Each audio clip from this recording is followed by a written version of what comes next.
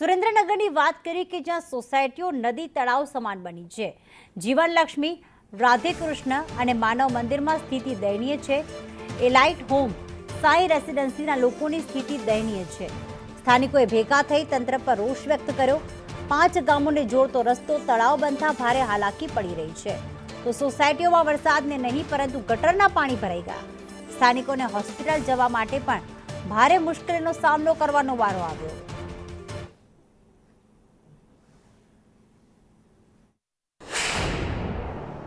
સુરેન્દ્રનગરમાં લોકો છે ત્રાહિમામ પોકારી ચૂક્યા છે। વરસાદી પાણીનો નિકાલ ન થતા અનેક જે સોસાયટી છે તમામ સોસાયટી છે નદી નાળામાં ફેરવાઈ ગઈ છે। હાલ આપણે ઊભા છીએ એ સુરેન્દ્રનગર શહેરનો જે માનવ મંદિરનો વિસ્તાર છે। આજુબાજુની 5 થી વધુ સોસાયટીમાં આ જ હાલત છે। તમામ જગ્યાએ જો તો પાણી છે, એની સિવાય બીજું કંઈ છે નહીં। એની વાત કરવામાં આવે તો છેલ્લા કેટલાય સમયથી અહીંના લોકો છે એ રજૂઆત છે કરી રહ્યા છે। સ્કૂલે બાળકો જતા હોય તમામ બાળકોની આવી હાલત છે। આ પાણીમાંથી પસાર થઈ બાળકો છે એને જવું પડે છે। આ રોજનો ક્રમ છે। આજુબાજુના 5 ગામને જોડતો આ રસ્તો છે। આ રસ્તાના કારણે થઈને અનેક સમસ્યાનો સામનો કરવો પડી રહ્યો છે। વાત કરવામાં આવે તો અહીંના લોકો છે એમની સાથે વાત કરશું। એની સોસાયટીના 200 થી વધુ લોકો છે ત્રાહિમામ પોકારી ચૂક્યા છે।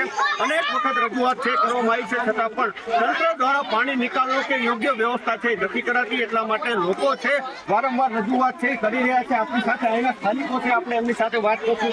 કેટલા સમયથી આ સમસ્યા છે અને ક્યાં રજૂઆત કરી છે? સમસ્યા તો લગભગ જ્યારે હવે તો એવું કઈ ફિક્સ તો છે નહીં કે ચોમાસું 4 મહિના જ આવશે। અવારનવાર વરસાદ આવે, અવારનવાર આ તકલીફ રહે જ છે। અને તકલીફ તો તમે જો પાણીનું વરસાદનું પાણી હોય તો કઈ વાંધો નથી। આ બધું ગટરનું પાણી છે। આનું કોર્પોરેશન શું કરે? આના કરતા પંચાયતમાં હતા તો સરપંચ કે જવાબ આપતા હતા। બાળા, રાજકોટ બધા લોકોને આ તકલીફ છે અને સરકારશ્રીને એ જ વિનંતી કરીએ છીએ કે આ પાણીનો નિકાલ લાવો। એટલે એમ કે અવર જવર રહે છે અહીંયા પબ્લિકને, એટલે બહુ તકલીફ પડે છે। છોકરાઓને સ્કૂલે જવામાં તકલીફ પડે છે અને વડીલોને તકલીફ પડે છે। કેટલાય તો પડ્યા છે એમાં, વડીલો, છોકરાઓ, કપલો બધા એમાં પડ્યા છે। તો હવે સરકારશ્રીને વિનંતી છે કે હવે આની ઉપર કંઈક પગલાં લ્યો તો સારું કહેવાય। 6 વર્ષ પછી જેવો રોડ બન્યો એ ભેગી ગટરની લાઈન આવી। આ ગટરની લાઈનનું છેલ્લું મુખ્ય દ્વાર અહીંયા છે। એની અંદરથી સતત 12 મહિના પાણી નીકળે છે। હવે નાના બાળકો આ માનવ મંદિરની અંદર ભણે છે, જે આજનું ભવિષ્ય છે। જે છોકરાઓ બધા રોજ સવારે નિશાળે જાય છે, સાંજે નિશાળેથી આવે છે, બધા જ છોકરાઓને અત્યારે તમે જો ચામડીના રોગો થઈ ગયા છે। હવે આજનું ભવિષ્ય છે, જો આવી રીતના પાણીમાં રહેશે તો એનું શું થશે?